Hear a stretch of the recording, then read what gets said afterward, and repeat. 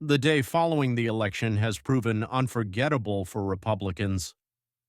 As of now, Donald Trump holds a commanding 295 electoral votes, with that count expected to rise potentially to 312. He has already flipped Pennsylvania, Wisconsin, and Georgia, holding North Carolina, and stands poised to win Michigan, Arizona, and Nevada as well. In these three states, more votes remain to be counted. The latest map shows Trump at 295 electoral votes and Kamala Harris at 226. If Nevada, Arizona, and Michigan come through as projected, Trump's win will be decisive. This underscores just how poorly Harris has performed in states traditionally considered Democratic strongholds. New York, Connecticut, and New Jersey reveal a narrower than expected margin, while Virginia and New Mexico barely held on by 5 points. Minnesota, New Hampshire, and Maine's 2nd District are all proving to be close calls, with margins under 5 points. This result is a sharp contrast to Biden's strong showing in these states just 4 years ago. Comparing to the pre-election projections made on November 4th, Trump is currently outperforming. In the final election prediction, Trump was expected to earn 287 votes to Harris's 251. Trump's gains in Wisconsin and Michigan were particularly surprising, as those states were expected to lean Democrat. Trump's margin in Wisconsin is almost a tie, while Michigan's results are still being finalized. Trump has exceeded projections by as much as 1% in multiple states, outperforming polling predictions across the board. The story of Trump's victory includes surprise overperformances in Iowa, Texas, and Florida, where he not only met expectations but outstripped them. Florida was especially historic. Trump won by a larger margin than any candidate since 1988. Meanwhile, Kamala Harris struggled in Minnesota and New Hampshire, where her lead barely passed 3 points. Her narrow win in Minnesota, a state Biden won by 7, shows how dramatically Democratic support has eroded there. Across the electoral map, Harris won New York, New Jersey, and Connecticut with only half the margins Biden achieved in 2020, with each state yielding only about a 10-point lead.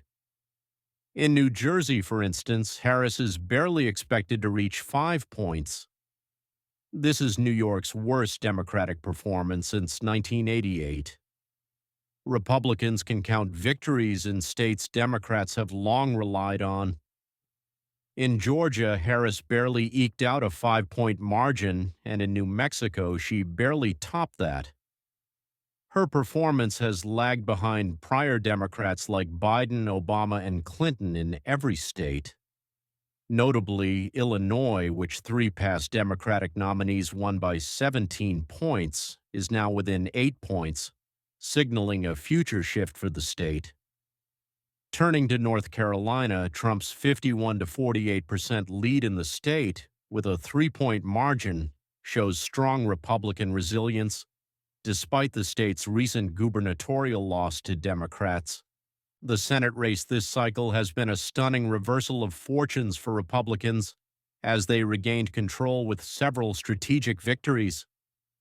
While the GOP was widely anticipated to flip seats in West Virginia, Montana, and Ohio, they also scored a significant upset in Pennsylvania. Here, David McCormick managed to unseat longtime Democratic Senator Bob Casey, marking a major blow to the Democrats in a state they had hoped to keep blue. This win signals a shift in the region, given Casey's long-held popularity and the tight race that unfolded. Now, with 52 seats, the GOP has secured a majority over the Democrats' 44, with only a few races left to determine final numbers. Democrats managed to hold the line in Michigan and Wisconsin, 2 battleground states where they clung to narrow leads, securing hard-won victories against increasingly competitive GOP challenges. However, the battle in Nevada was a nail-biter. Jackie Rosen, the incumbent Democrat, barely edged out a victory, fending off the persistent advances of Republican challenger Sam Brown, who performed strongly across rural counties and gained surprising support in suburban areas. This race underscored Nevada's role as a swing state, with voter turnout and demographics shifting over the years, making it one of the most closely watched Senate battles. In the House, Republicans successfully maintained their majority, securing over 218 seats, and currently hold 211, with Democrats trailing at 199. This marks a pivotal moment for the GOP, as they are on track to achieve a trifecta, controlling the presidency, Senate, and House for the first time in years. This unprecedented win highlights a powerful wave of support from voters in the 2024 election, giving the Republicans a sweeping mandate to push their legislative agenda. With control over all three branches, the GOP now has an opportunity to reshape policies, address key issues, and drive the national conversation for the next few years. This historic victory underscores a decisive shift in American politics, signaling a clear preference for Republican leadership at the federal level. On prediction platforms like Polymarket, Republicans are rated at 100% for winning the presidency and the Senate, and at 98% for the House, marking 2024 as a red tsunami. This cycle's GOP dominance represents a landmark success, with Republicans making significant inroads in regions that were once considered Democratic strongholds. The shift has forced Democrats to confront difficult realities, as traditionally secure areas have swung rightward, leaving their path to recovery uncertain. This stunning outcome underscores a major shift in voter sentiment, delivering Republicans a powerful mandate and a unique opportunity to reshape the nation's political landscape. Republican dominance in 2024 represents a resounding success, with many traditionally Democratic states slipping, forcing Democrats to face harsh realities in areas once considered their stronghold. In many ways, 2024 marks a major realignment, with Republicans making inroads across the board.